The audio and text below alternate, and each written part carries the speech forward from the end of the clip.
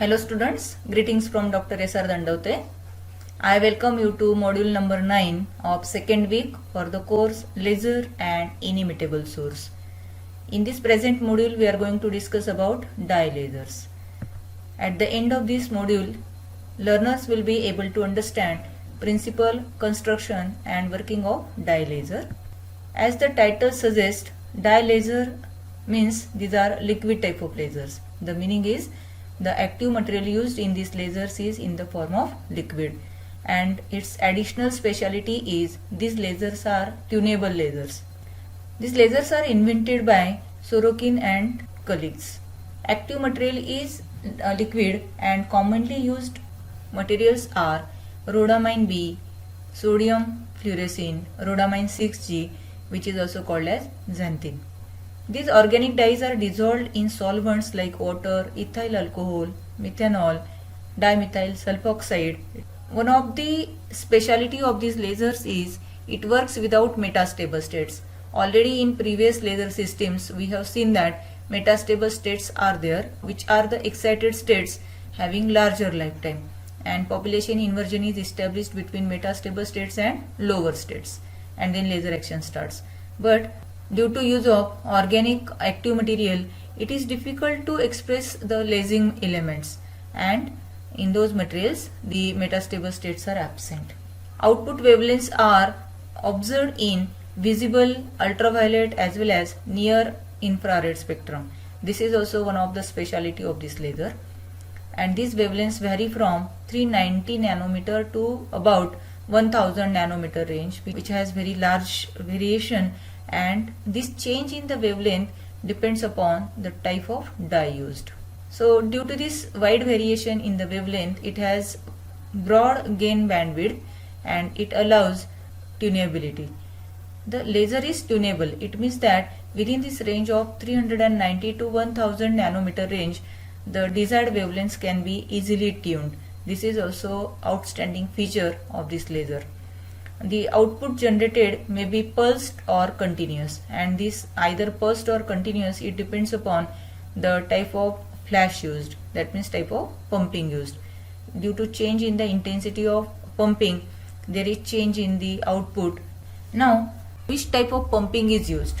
Accordingly, these dye lasers are divided into two classes or two configurations. In first configuration, it has a capillary tube, and dye is injected in capillary tube with the help of pump, and this system is enclosed in one chamber. At one end it has completely reflecting mirror, which is one of the components of optical resonator, and the material, that is dye, is excited with the help of flash lamp. It is operated by means of DC power supply.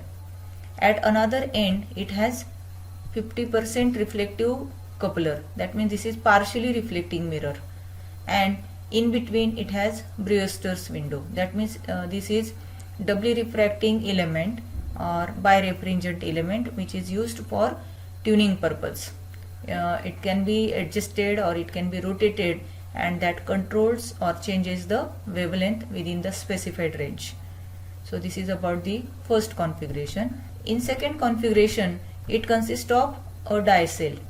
Dye cell has inlet and outlet. Desired dye is inserted with the help of jet stream of dye, and dye is excited with the help of the pumping source. See, special type of pumping it needs. It is another laser again. It uses another laser, that is argon laser, for pumping. This is pumping source in the form of argon laser. So here it uses some another laser in order to pump dye. It falls on the pump mirror and is reflected towards the dye cell so as to have excitation of the dye inserted inside it. Then it is followed by two highly reflecting mirrors. Combination of two mirrors is used, and reflection of the number of photons emitted is achieved. It is then followed by this output coupler, means partially reflecting mirror. So this combination of two reflecting mirrors and this partially reflecting mirror fulfills the condition of optical resonator, and it has one element, either diffraction grating or doubly refracting, that is birefringent element. The function of this element is to tune desired wavelength. So this is the construction of second configuration of dye laser. After having the laser action, we get the laser output which can be tuned.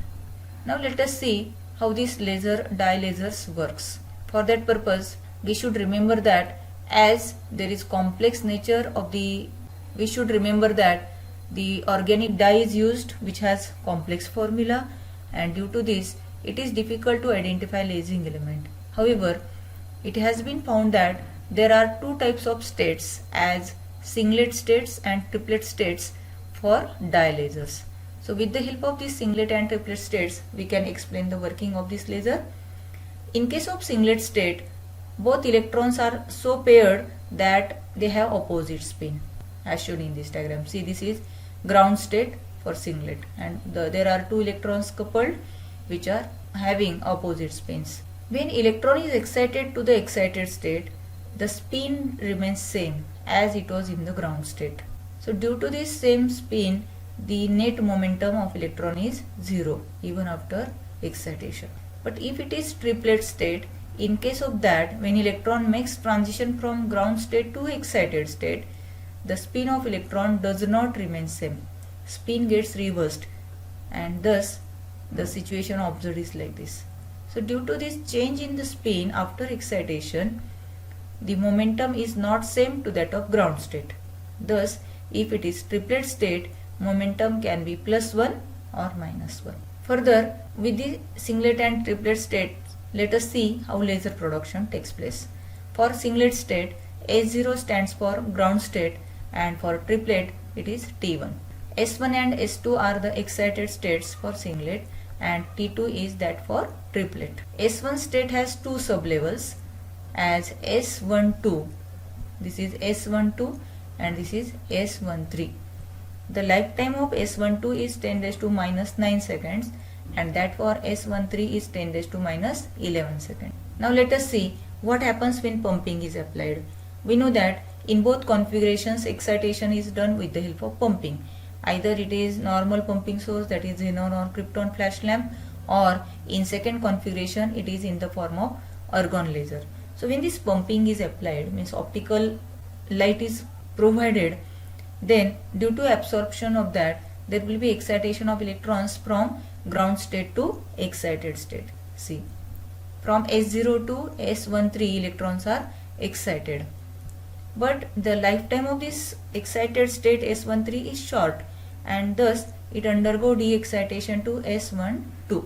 When the process is repeated, there will be more electrons in S12 and population inversion will be established between S12 and S0, and laser action begins. So one spontaneously emitted photon will trigger number of stimulated emissions, and number of photons rapidly go on increasing, and these photons undergo to and fro reflections with the help of two components of optical resonator, and it result into desired laser output. So this is how the dye laser works. It is also possible that instead of having de-excitation from S1 state to ground state, electron may undergo de-excitation to triplet ground state T1, like this.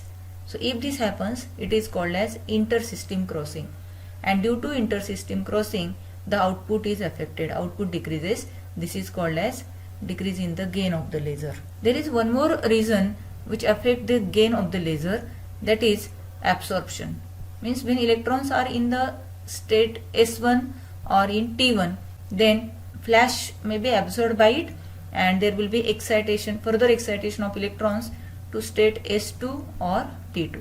So for appropriate laser action, there should be de-excitation of electrons from S12 state to ground state S0. Remember this. So these two are the actual lasing levels. So this is how this dye lasers works. These lasers are associated with certain advantages. That is, output is in the different forms, may be visible or in non-visible form. Output is tunable. The output laser beam has low diameter as well as low beam divergence. Construction is comparatively easier, Comparatively, it offers better efficiency.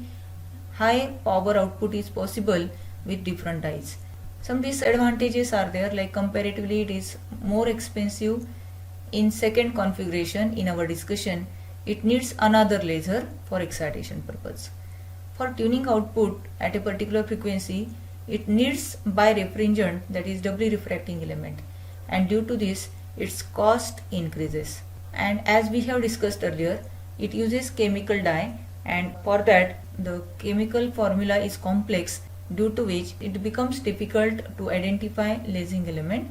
Some of the uses of these lasers are, these are useful in astronomy, holography for three-dimensional images, spectroscopy for absorption and emission spectra, in biomedical field, especially for dermatology, that is for skin treatment, these lasers are used. In industrial area, these are used for manufacturing purpose. In isotope separation, these are used also for pollution monitoring. Details of these uses will be discussed in next week. Wish you happy learning. Thank you.